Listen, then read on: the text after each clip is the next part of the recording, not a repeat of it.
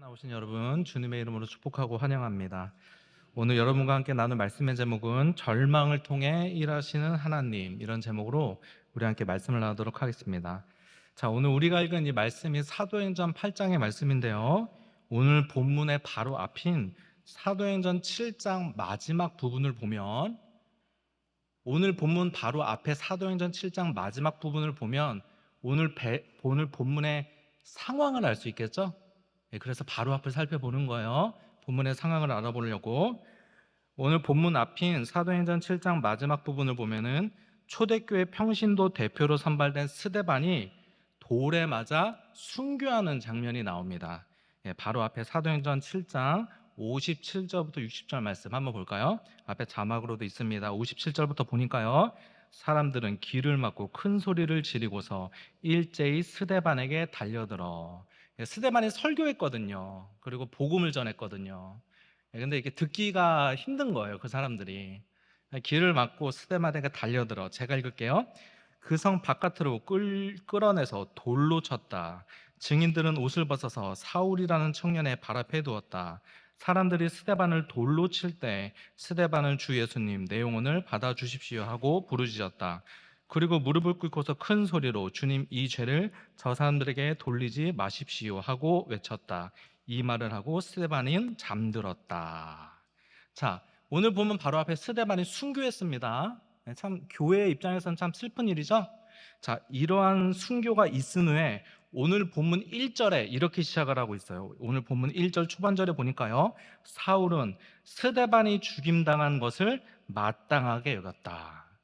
그러니까 이 사울이 사도 바울인 거 아시죠?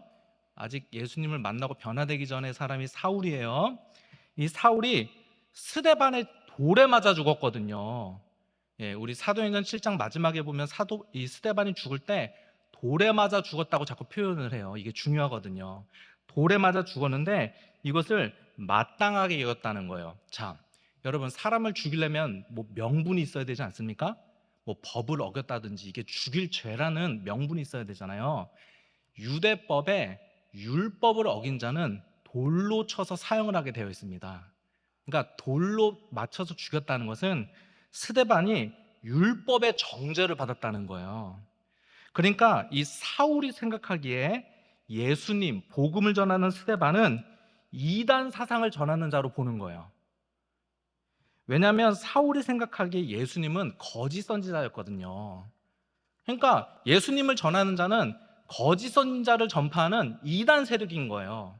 그러니까 스데반을 돌로 쳐서 죽인 것을 지금 마땅해, 이게 맞아, 이게 하나님을 위한 일이야, 우리는 율법에 의해 이단을 처리했어, 이렇게 여겼다는 거예요. 자, 오늘 1절 말씀 계속 볼까요? 1절 다시 한번 보니까요. 사울은 스데반이 죽임당한 것을 마땅히 여겼다. 그날에, 여기서 말하는 그날이 어떤 날이에요? 스데반이 죽은 날, 스데반이 죽은 시점을 말하는 거죠. 스데반이 순교한 그날, 1절 계속, 그날에 예루살렘 교회에 큰 박해가 일어났다. 사울은 스데반의 순교를 시작으로 예루살렘 교회에 큰 박해를 가하기 시작했어요. 아마 사울은 스데반을 죽인 것을 시작으로 해서 이번 기회에 기독교를 뿌리 뽑겠다는 생각을 했던 것 같습니다. 그래서 이제 박해를 시작하는 거예요. 근데 여기서도 그냥 박해가 아니라 무슨 박해예요? 이건 다 강조 표현, 성경 읽을 때 강조 표현 같은 거 다 찾으셔야 돼요. 그냥 여러분 잘 보세요. 저 배고픕니다. 이거 몇 번 말씀드리죠? 배고픕니다 이러면 그냥 배고픈 거잖아요. 근데 제가 배고프다는 것을 여러분에게 강하게 표현하고 싶어요. 그럼 제가 어떻게 말할까요? 저 몹시, 맞아요, 너무 배고파요 이러면은 여러분들이 듣자마자 야, 진짜 배고픈가 보구나. 근데 제가 더 강조하고 싶어요. 너 진짜 지금 아사 직전이에요, 제가 지금. 그럼 제가 어떻게 표현하는 줄 아세요? 반복해요. 여러분, 저 배고파요. 너무 배고파요. 얼마나 배고픈지 제가 배고파서 죽을 것 같습니다. 이게 반복이란 말이에요.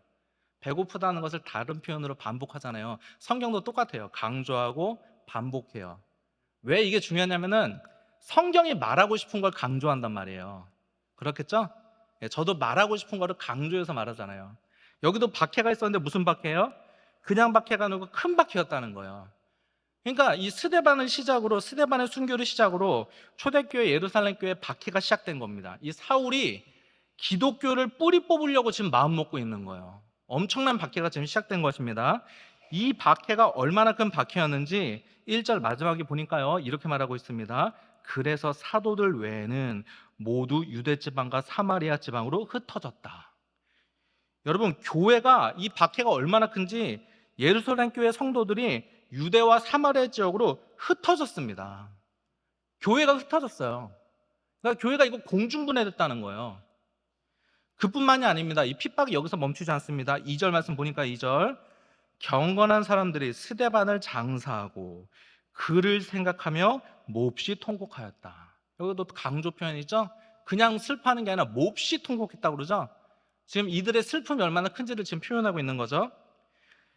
예수님을 믿는 사람이 스데반이 이 순교한 이 사건을 두고 다들 깊이 통곡했어요. 또 3절 말씀 보니까요, 그런데 사울은 교회를 없애려고 날뛰었다. 그는 집집마다 찾아 들어가서, 교회는 흩어졌거든요. 근데 집까지 찾아가는 거예요. 교인들 집까지. 집집마다 찾아 들어가서 남자나 여자나 가리지 않고 끌어내서 감옥에 넘겼다. 이 당시 이 사울의 큰 박해에도 불구하고 흩어지지 않는 이 기독교인들이 있었던 거예요. 그래서 사울은 교인들의 집까지 찾아가 성도들을 잡아 감옥으로 넘기기 시작했습니다. 여러분, 지금 상황이 어떻죠? 이 초대교회 상황이 첫 번째로 스데반이 순교했습니다. 그리고 교회에 큰 박해가 찾아왔습니다. 성도들은 이방 땅으로 흩어지기 시작했고 남은 교인들은 감옥으로 넘겨지기 시작했습니다. 여러분, 지금 이런 상황이 어떤 상황이에요? 이거를 우리한테 대입을 해봐야 여러분 실감이 나시겠습니까? 여러분, 만약 우리 교회에 이런 일이 일어난다면, 지금 교회에 이런 일이 일어난다면 여러분 어떠하시겠습니까? 리더십 중에 한 명이 순교했습니다. 목회자 중 한 명이든 어쩌면 장로님 중 한 명이든 순교를 했어요. 그리고 교회를 핍박하기 시작하는데 그 핍박이 얼마나 큰지 성도들이 핍박을 못 이기고 흩어지기 시작합니다. 그래도 핍박을 이기고 교회를 떠나지 않고 교회를 지키는 사람들이 있었는데 그 사람들은 잡혀가서 감옥에 넘겨지는 상황인 거예요. 여러분, 만약에 이러한 상황이 일어난다면 여러분 어떻게 생각하시겠습니까? 하나님 살아계신 거 맞아? 이 생각 들지 않으시겠어요? 하나님, 어떻게 주님의 몸된 교회를 이렇게 되도록 놔두십니까? 라고 그렇게 생각하지 않겠습니까? 여러분, 초대교회가 기도 안 했겠습니까? 그런데 오늘 본문에 보니까요, 이런 절망적인 상황 가운데 놀라운 일이 일어나기 시작합니다. 오늘 본문 4절 말씀 볼까요? 4절 말씀 우리 다 같이 한번 읽어보겠습니다. 4절 말씀 다 같이 한 목소리 읽겠습니다. 시작. 그런데 흩어진 사람들은 두루 다니면서 말씀을 전하였다. 교회가 핍박으로 깨졌습니다. 교인들은 핍박을 피해 이방 땅으로 흩어졌어요. 그런데 놀라운 일이 일어나기 시작하는데 그 흩어진 사람들이 지금 어떻게 하고 있다는 거예요? 두루 다니면서, 그러니까 예루살렘을 벗어나서 두루 다니면서 복음을 전하기 시작했다는 거예요. 자, 여러분, 성경을 읽다 보면은 갑자기 눈에 들어오는 단어나 문장 같은 게 있어야 됩니다. 제가 몇 년 전에 오늘 본문의 말씀을 보는데 어떤 단어가 눈에 확 들어왔어요. 1절의 말씀입니다. 1절. 1절의 말씀 중에 어떤 단어가 눈에 들어봤어요. 우리 다시 한번 읽어볼까요? 1절 말씀 우리 다 같이 우리 한 목소리로 한번 읽어보겠습니다. 시작. 사울은 스데반이 죽임당한 것을 마땅하게 여겼다. 그날에 예루살렘 교회에 큰 박해가 일어났다. 그래서 사도들 외에는 모두 유대 지방과 사마리아 지방으로 흩어졌다. 여러분, 어떤 단어가 눈에 보이세요?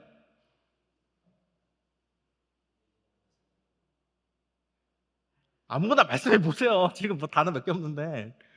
예. 여러분, 어떤 단어가 눈에 확 들어오세요? 흩어졌다. 사도들 외에는 여러분,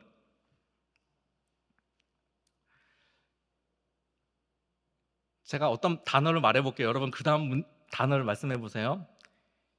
2002. 그럼 여러분 무슨 말씀하실 거예요? 월드컵이죠.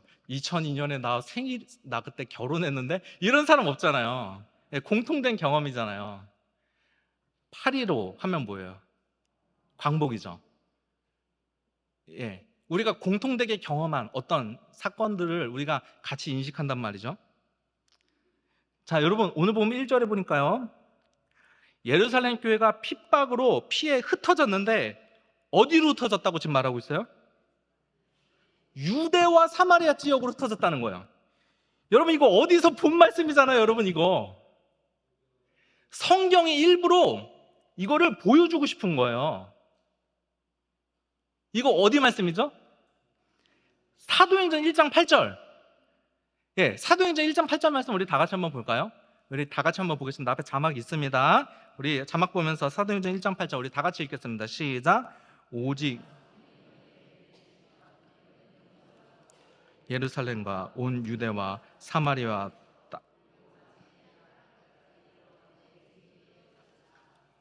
아멘.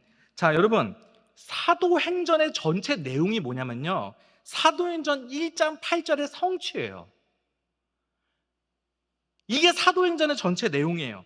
사도행전의 전체 내용은요, 제자들이 성령을 받아 복음을 들고 예루살렘에 퍼지고 그 다음 복음이 예루살렘을 넘어 유대, 사마리아 땅끝까지 가는 내용이 사도행전의 내용이에요. 사도행전 1장 8절의 내용이 사도행전 전체를 담고 있는 거예요. 이해 가시죠? 자, 그런데 오늘 사도행전 7장까지의 상황이 어떤 상황이에요? 오늘 보면 바로 앞에 상황이, 지금 복음이 어디에 머물러 있어요? 예루살렘으로 지금 머물러 있는 거예요. 원래 복음은 예루살렘을 넘어서 유대와 사마리아 지역까지 가야 되는데 복음이 예루살렘에 머물러 있는 지금 상태인 것입니다. 여러분 교회는요, 모이는 것도 중요하지만 왜 모이느냐? 흩어지기 위해서 모이는 겁니다. 모이는 것 자체에 목적이 있지 않아요. 흩어지려고 모이는 거예요. 예루살렘 교회가 모였으면 사실 흩어져서 사도행전 1장 8절의 말씀처럼 너희가 성령 권능을 받고 예루살렘을 넘어서 온 유대, 사마리아 땅끝까지서 복음의 증인이 돼야 된단 말이에요. 예루살렘 교회가 예루살렘을 넘어서 유대와 사마리아로 흩어져야 되는데 흩어지지 않으니까 지금 하나님이 어떠한 방식으로 예루살렘을 흩으신다는 것 지금 보여주는 거예요. 어떤 방식으로 지금 흩으시는 거예요? 박해를 통해 교회를 흩으시는 것입니다. 여러분 오늘 본문에 오늘 본문 1절의 말씀을 그냥 흩어졌다라고 말하면 되지 왜 유대 지역과 사마리아 지역으로 흩어졌다고 말하냐 말이에요. 성경의 저자가 의도적으로 이 핍박을 통해 사도행전 1장 8절의 역사가 이루어지고 있다는 것을 지금 드러내고 싶은 것입니다.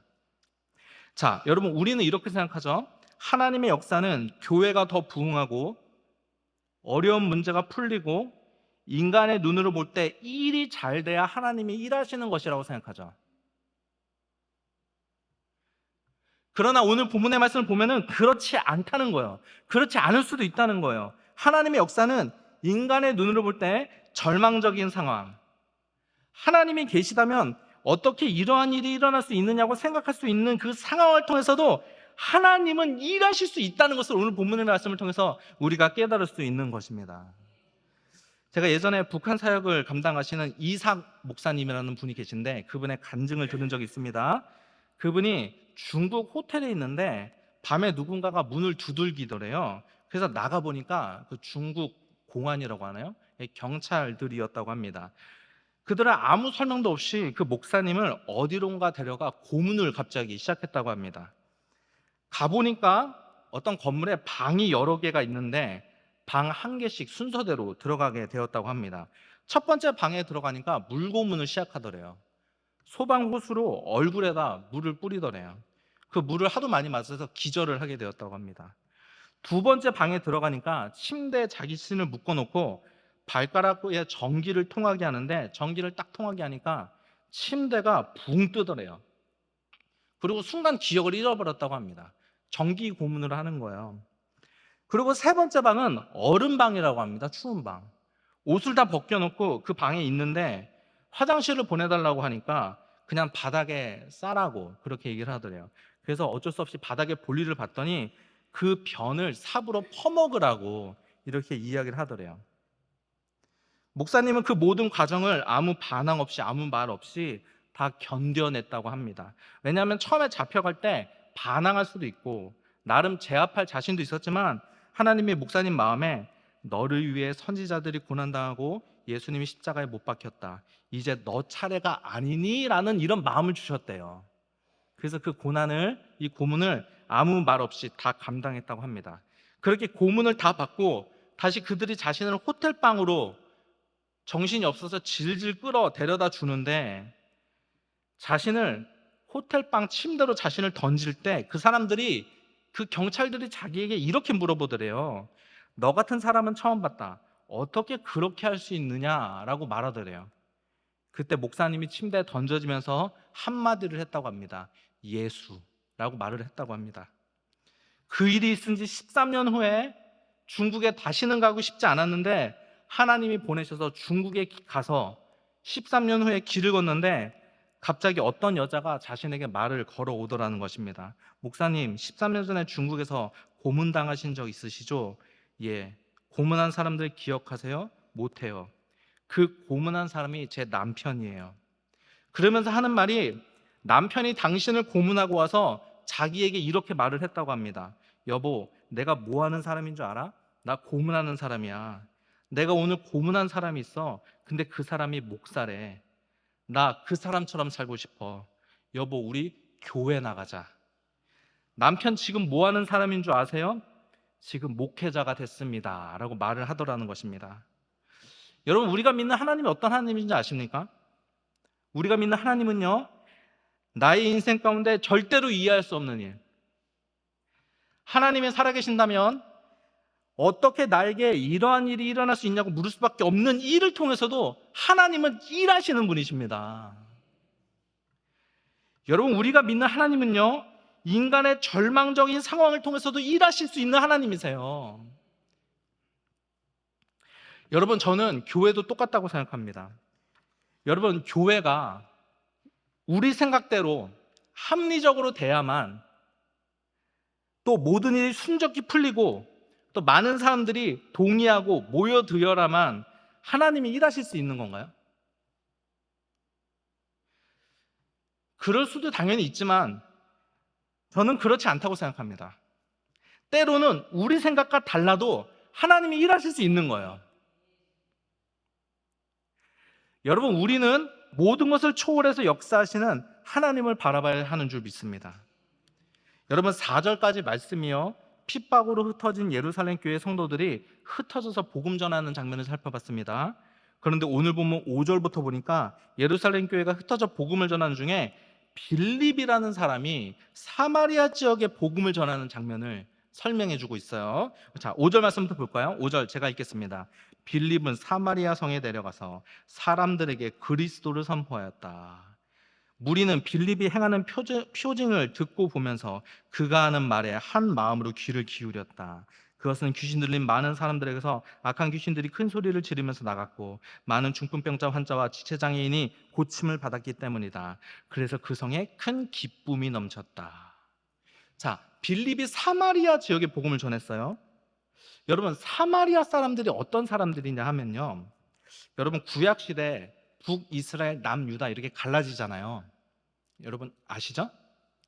통일왕국 이스라엘, 사울이 첫 번째 왕이었고요, 사울, 다윗, 솔로몬을 마지막으로 남북으로 갈라지죠. 그래서 북쪽을 북이스라엘, 남쪽을 남유다란단 말이에요.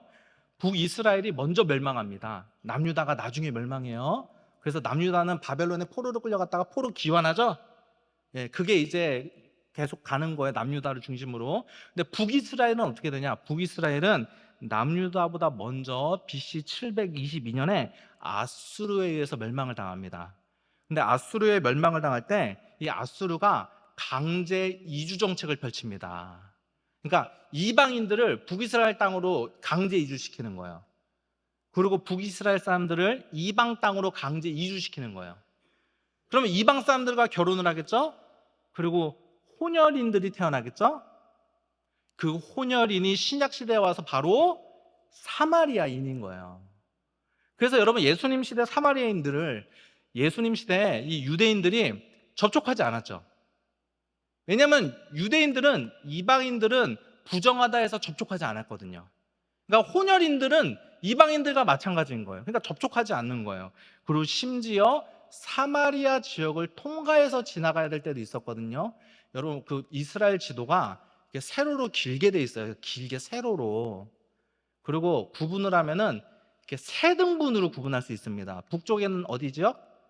북쪽 갈릴리. 예, 갈릴리 지역. 남쪽은 예루살렘이 있죠? 예, 남쪽 예루살렘. 그리고 가운데 지역이 어디예요? 예, 사마리아 지역이란 말이에요. 예수님의 평소에 삶을 사셨던 지역은 어느 지역이에요?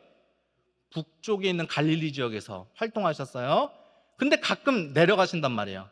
정확히 표현하면 올라가는 겁니다. 왜냐하면 여기 지형이 높아요. 예루살렘 지형이. 그래서 내려가도 올라간다고 보통 표현해요. 여기서 북쪽에서 사시다가 가끔 이 남쪽으로 올라가요. 왜 올라갔어요? 유대인들은 1년에 3번 예루살렘 성전에 가서 하나님께 예배 드려야 되거든요. 절기가 되면은. 네, 그래서 가끔 이렇게 북쪽에 살다가 이 남쪽에 있는 예루살렘으로 올라가시는 거예요. 그러면 여러분 상식적으로 가운데 있는 사마리아 지역을 통과해야 되잖아요. 근데 유대인들은 통과하지 않고 돌아갔어요. 근데 예수님은 어떻게 하셨어요? 보통? 통과하셨습니다. 예, 그렇게 통과하시다가 요한복음 4장에 사마리아 여인 만나고, 예, 그렇죠? 남편 5 있었던 여자 있죠? 예, 그렇게 만나는 거예요. 그런 일들이 막 일어나는 거예요. 그러니까 여러분, 이 사마리아 지역에 있는 사마리아인들은 혼혈 민족이고, 그리고 이들은 상처와 아픔이 있는 사람들입니다. 그런데 이 지역에 빌립이 들어가서 복음을 전하고 그들이 복음을 받아들이는 놀라운 역사가 지금 일어나게 된 것입니다. 놀라운 역사죠. 사도행전 1장 8절에 보면 복음이 어디까지 가야 돼요? 예루살렘과 유대, 사마리아 땅끝 사마리아에 들어가는 거예요. 지금 놀라운 역사란 말이에요. 사마리아인도 유대인들 입장에서는 이방인과 마찬가지란 말이에요. 그들에게까지 복음이 간 거예요. 놀라운 하나님의 역사입니다. 자, 그런데 여러분 한번 생각을 해보세요. 교회에 큰 박해가 있을 때, 자, 박해를 피해 교회를 버리고 흩어진 사람들이 믿음이 좋은 사람들입니까? 아니면 박해가 있음에도 감옥에 갈 각오를 하고 교회를 지킨 사람들이 믿음이 좋은 사람들입니까? 여러분 한번 생각해 보세요. 누가 믿음이 좋은 사람들입니까? 박해가 있다고 흩어지면 됩니까, 여러분? 감옥 갈 각오를 하고 교회를 지켜야죠, 여러분. 어디로 흩어집니까, 여러분? 교회를 지킨 사람이 믿음이 좋은 사람이라고 생각하겠죠. 믿음이 좋은 사람이에요, 진짜. 그리고 믿음이 나쁘다고 말씀은 안 드릴 거예요, 이 시간에. 오늘 말씀 1절 말씀 볼까요? 1절을 다시 한번 보세요. 사울은 스데반이 죽임당한 것을 마땅하게 여겼다. 그날에 예루살렘 교회에 큰 박해가 일어났다. 그래서 사도들 이외에는 모두 유대 지방과 사마리아 지방으로 흩어졌다. 여기 지금 핍박과 박해에도 불구하고 흩어지지 않고 교회를 지킨 사도들이 위대한 사람들이죠. 이게 대단하잖아요. 근데 오늘 본문에 보니까 하나님이 이 도망간 흩어진 사람들을 통해 지금 무슨 일을 하고 계시는 거예요? 이방 땅의 사마리아 지역에 복음을 전파하도록 하는 일들을 이들을 통해서 일하시더라는 것이에요. 자, 여러분, 하나님은 사람을 쓰시는데 잘나야 쓰임 받을까요? 여러분, 실수하는 사람, 넘어지는 사람은 쓰임 받을 수 없습니까? 여러분, 말씀에 순종하지 못하고 계속 넘어지는 사람은 쓰임 받지 못합니까? 여러분, 하나님은 잘난 사람뿐만 아니라 부족하고 실수하고 또 겁 많은 사람을 통해서도 일하시는 하나님이심을 여러분 믿으시기 바랍니다. 빌립 같은 사람, 흩어진 예루살렘 교회 성도들을 통해서 하나님의 복음을 세계로 전파시키시는 거예요. 제가 원고에 썼지만 제 이야기라서 좀 주저되는데 별 얘기 아니지만 좀 주저되네요. 저는 가끔 사람들이 성경에 대해서 저에게 물어보는 사람도 많이 없지만 가뭄에 콩나듯 한 번씩 물어볼 때 모르면 모른다고 대답합니다. 예, 얼마 전에 속회 모임할 때도 뭐 요한복음 4장에 물과 성령 모른다고 그랬습니다. 공식적으로 제가. 예, 정확히 모르겠어요.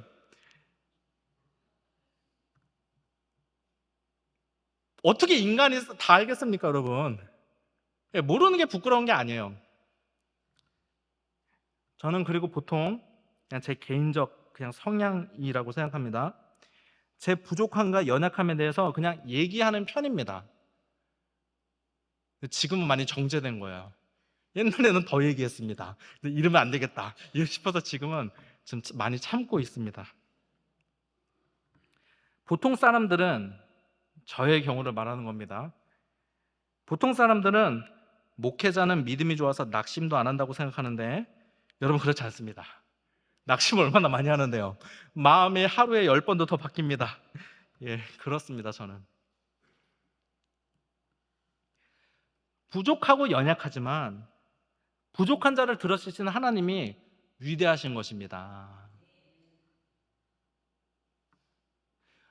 아까 말씀드렸던 이상 목사님 간증 중에 제가 또 한 얘기를 들은 게 있는데요. 한 번은 중국에 사형리 책을 가지고 왔다고 합니다. 복음이 들어있는 책자예요. 그거를 큰 배낭백에 매서 거기에 다 많이 담고 갔다고 합니다.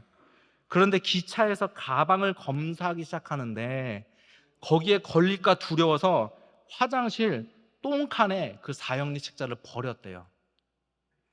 여러분 이게 말이 되는 행동입니까? 잡힐 각오를 하고 사형리 책자를 지켜야지. 그리고 그렇게 지켰는데 뭐 검사원의 눈을 하나님이 갈아주셨다 뭐 이런 식으로 간증이 나와야지. 사형리 책자를 그 화장실에 버리면 어떻게 합니까? 똥칸에.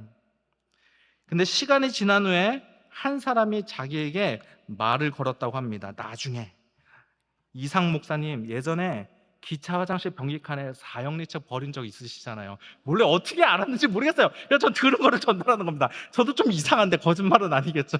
여러분 거짓말은 아니겠죠.